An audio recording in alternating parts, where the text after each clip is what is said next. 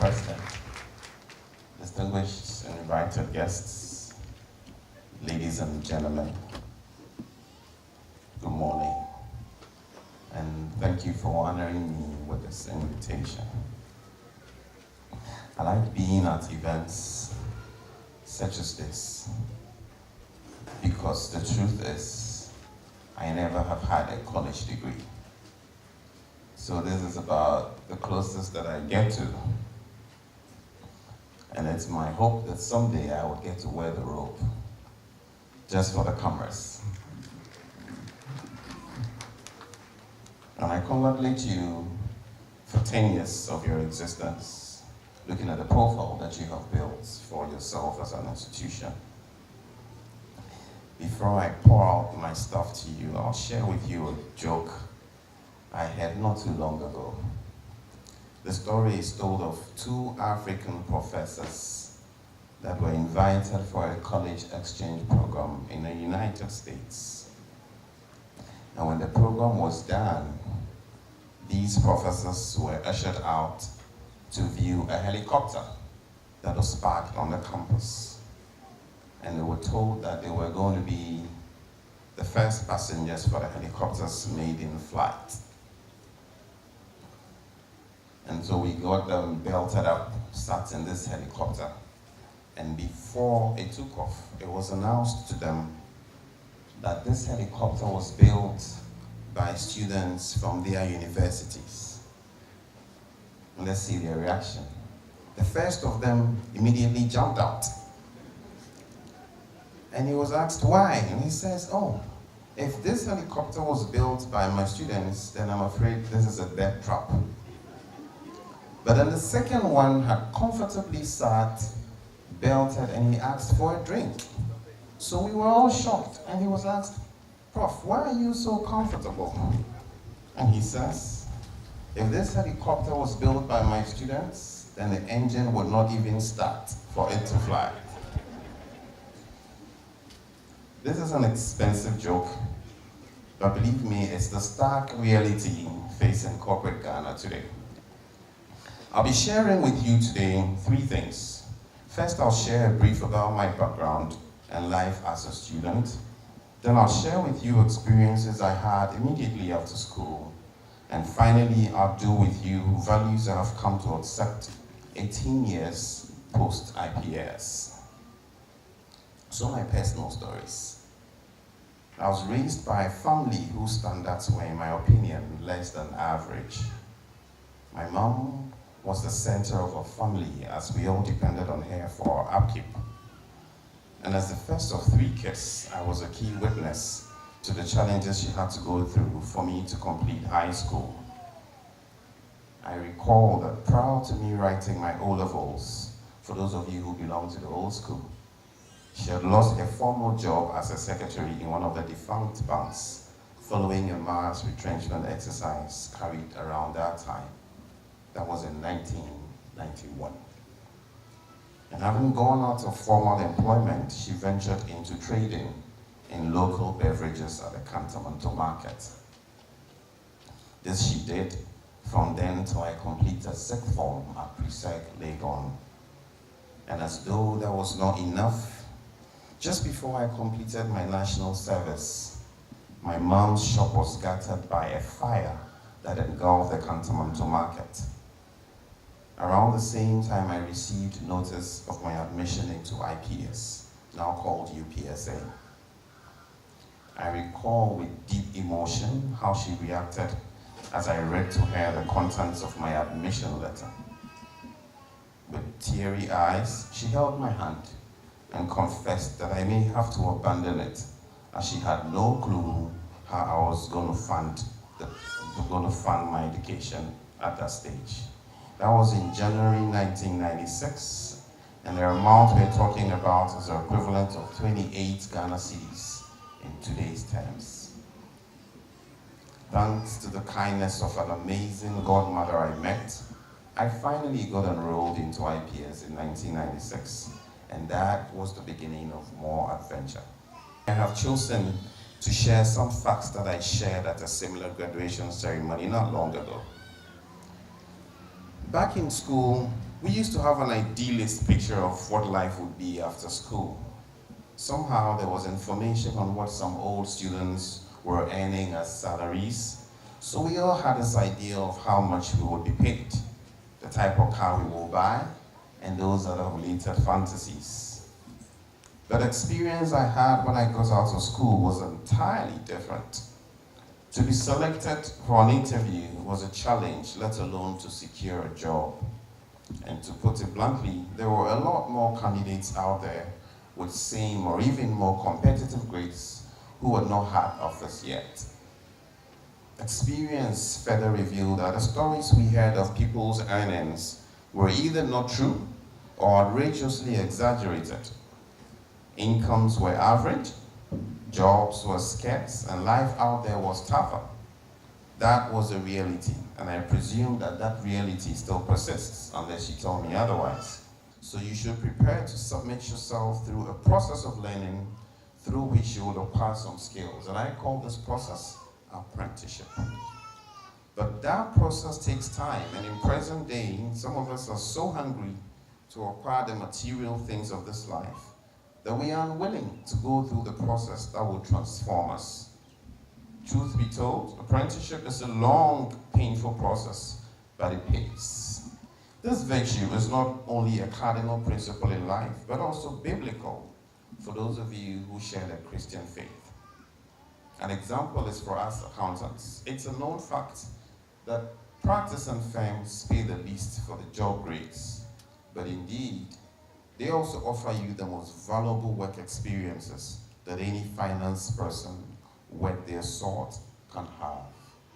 I realized this later when I made a career move, that the time I spent as an audit trainee at Deloitte and Touche, in spite of the salary, was a period that I developed my most profound skills in financial accountancy. You may have to resist the temptation to switch jobs at the least opportunity, because it won't give a good account of you to your prospective employer. Failures are normal. They make the story complete. Be prepared for setbacks because they will come. Some of you may not make it much higher on the corporate ladder. Some of you will become employers of some of you. It's real. Yes, the truth hurts, but that is life. I may appear composed today, but behind me is an awful pack of failed moves. And in my case, I'm still failing at a lot of things. Unfortunately, our society grooms us to be afraid and not take risks. Most of the people who dare to take some risk are either considered too known or simply mocked by your peers. And in most instances, people actually wish for you to fail so they won't be vindicated. That's how it is in GH. But Charlie, remember that the stories of greatness are not only limited to the ones who succeeded ultimately, but also credited to the ones who pioneered but failed. For without them, the latter men would not have even dared to scratch the surface. The many great inventions of today have come about as a result of the learnings gleaned from the failures of the original men that started it all. Life is short. Life is incredibly short. It's been short in the days of our fathers, and it looks to me like it's even shorter in our time. I recall so vividly just a few years back when I was accoladed as the Youth Personality of the Year by the President. It's barely 4 years ago. I'll be 40 in a few months, and gradually my time will pass. I'm given to believe that most of you are averagely 32, 33, and strangely enough, in Africa, they make you feel you're young even when you're my age. So there's a temptation you feel you have time. Don't fall for it. If you do, it will take you forever to realize your aspirations. And I'll share these statistics hoping that they would convince you. When Steve Jobs started Apple in his parents' garage, he was 20. Reverend Mensa Otabil started Central Gospel at the age of 25. Our own Dr. Sam Jonah, who was CEO of AGC back then, was in his prime in his 30s. And the late B.V. Obing, who was an advisor to the head of state, was aged 33 when he got appointed. Today is what you have. Tomorrow might not be yours. So make the best of today, and time is not on your side. It remains a fact that the reality of the world out there is harsh. But if I have survived and made to today, then you should have hope that you can. This world has opportunities for all of you. Opportunities for everyone if you're prepared to push yourself beyond your comfort zones. Luckily, in today's Ghana, you don't need to bear a particular surname to be recognized as important. University education is no longer a preserve for the rich, and if Barack Obama, with a Muslim middle name, was daring enough to contest and win the presidency of the United States of America, then believe me, anything is possible. The single most important force that would influence and can also come between you and what you will become in the future is you. And I mean you. If there's anything you must overcome as you step out, it's fear. Fear has the ability to crowd your imagination and keep you from unleashing yourself towards your goals. The stories of the people you see as successful today should inspire you to eschew average performance. But also, as you look up to them, do not be caught up in the web of thinking they are the standard. Resist the temptation to assume their stories to be the ultimate standards for now. Remember that theirs was then, and yours is now. You also have your own story to write, and I challenge you to go out there and raise the bar. Having come this far alone is a testimony of your willingness and preparedness to succeed. And if you're in doubt, listen to one of my favorite stories from the Bible. It's about some lepers who had been banished from Israel because of their condition. And to make matters worse, there was famine on the land, and Israel was also at war with her neighbors. The story can be found in 2 Kings 7, verses 3 to 7. And I read.